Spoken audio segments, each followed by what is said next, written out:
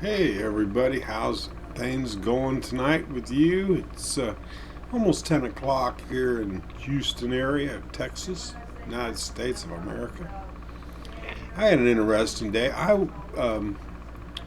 was a delegate at the what is called the Montgomery County State Senate Convention for the Republican Party, which is kind of like the district convention.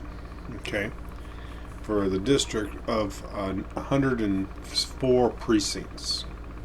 And I was a representative for precinct 86. And so I go down to this thing, and I get checked in. And I'll tell you,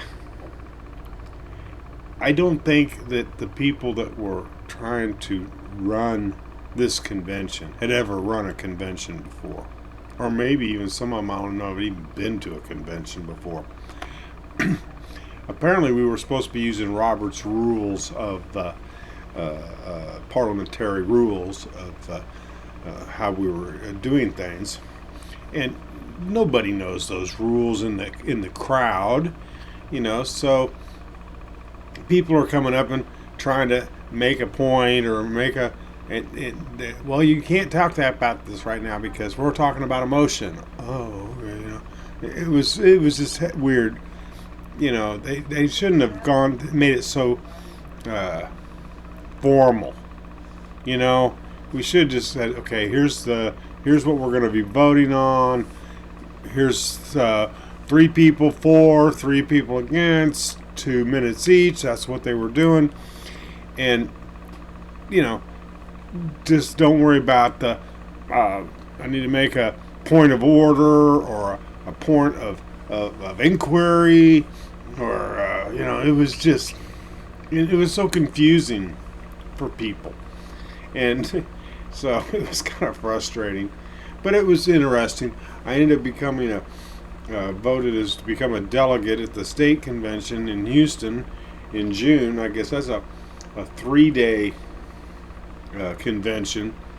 It's the state Republican convention, so I'm sure the people who will be doing that will be a little bit more organized in how they run the convention. So, but yeah, it was quite interesting. We voted on over like 100 different amendments to place into the Republican platform. And I guess they had like 160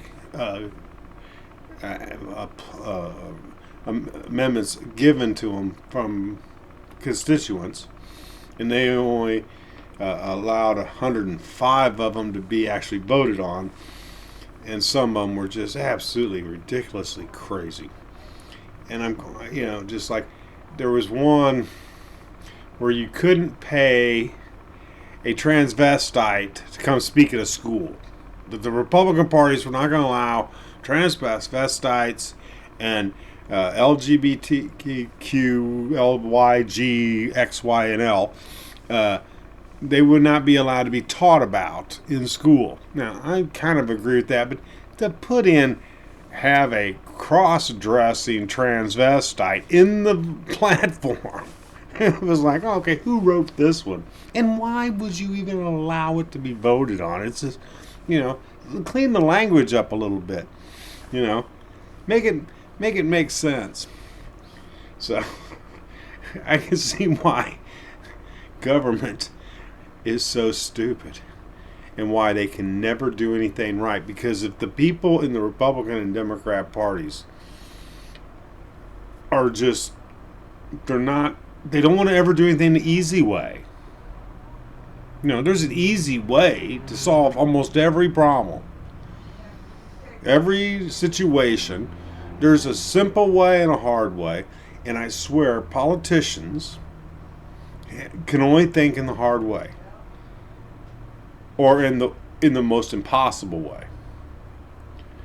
And I saw it comes straight from the people who run these conventions and the party themselves. I just didn't. So anyway, but that was just something I had fun doing today. I just wanted to let everybody know about it. Um, uh, I took over from my mom on her bowling league since she passed away, and I bowled my first 3 games in like 2.5, 3 years the other day. And man, I used to believe that I would never be a bowler that would bowl 3 games, all of them under 150 or 160. I hadn't done that since junior league when I was like 10 or 11 years old, that I probably bowled 3 games under 160. But I got better each game. My first game, I could not seem to hit the mark. I kept aiming for the second arrow and I kept hitting the third arrow. So finally, about halfway through the second game, I just started looking at the first arrow, hoping to hit the second arrow, and sure enough, it worked. And I started hitting the second arrow, and I got a few strikes. But I missed my spares. One of the things I prided myself in is that my mom had always taught me bowling is a 2-shot game. You can throw all the strikes you want, but if you don't pick up spares, you won't win games. And so you gotta be able to pick up that spare. Well, that's probably the hardest part of bowling is picking up the spare. Once you figured out your strike shot, it's the same shot every time. It may vary a board or two, and you can make adjustments to make that work. But your spare shot's a different shot every time.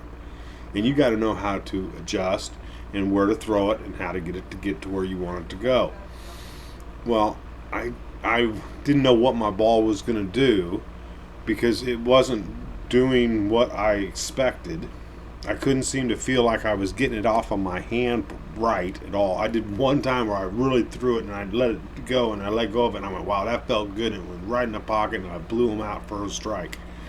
Only time in 3 games that it actually felt like it was coming off my hand the way I wanted it to or the way it should. So I was throwing and I found I was aiming a lot. When you aim, you miss. If you throw at the spot you're aiming at or you're wanting to hit and you throw your arm at it instead of just kind of pushing your hand out to it and letting go of the ball and trying to drop it out there, you'll miss more times doing the second way than you will if you just take it and you heave it out there and you just aim and you just throw it toward that mark and look at that mark and say that's where I want it to go and throw it at that mark. You'll do it. So I found I was aiming too when I got to ready to do spares.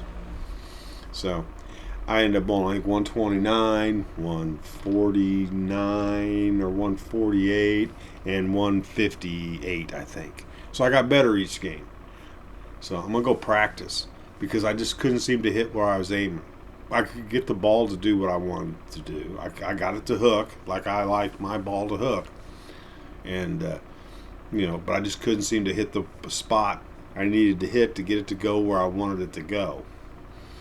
And so I didn't bowl real well. But I'm going to come back because I told Mom we were going to win this championship for Pat. And Pat called. I talked to Pat today, my brother-in-law. He's on the team. He says, if we win 3 games every week for the next 9 weeks, if we can get an average of 3 wins a week, win some 4s, win some 2 games, win some 3 games, but average 3 games a week and win 27 games in the next 9 weeks, there's nobody who can beat us. We'll have a high enough wins that there probably won't be anybody else who has that many wins. And I said, well, let's go do it. So we're going to go do it. We're going to try to win this for Mom. So anyway, that's all I was just going to talk about. I was just going to jab and tell everybody about my little day. I'm feeling a little better emotionally right now, but it comes and goes. Some days, yesterday I just felt draggy. I just felt, well, that could be also because I had guests from my wife's side of the family here for 2 days. 5 people in my little bitty trailer and 5 dogs. I love animals. I don't like dogs, I don't want to own a dog, but I own one because my wife loves the dog. I have to keep the dog. But I don't like dogs. You got to take them out. They're like having a kid for the rest of your. I'm 63. I don't want to be taking care of something. I can barely take care of me. But anyway, but they were here, so that may have been why I was draggy all day yesterday. But I kind of felt off, and I think it was because I was missing my mom. So anyway, I'll talk to y'all later. God bless you all. Thank you for your prayers. Thank you for your comments, and we'll talk to y'all soon. And remember, you can watch these videos on YouTube. Just type in "Just Killed Jim." That's one word. Just JUSTKILN.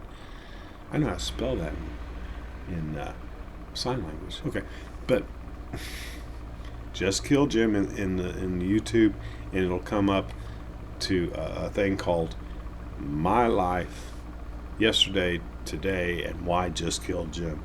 And you can watch all my videos. I'm going to be putting some music videos up and some reaction videos up.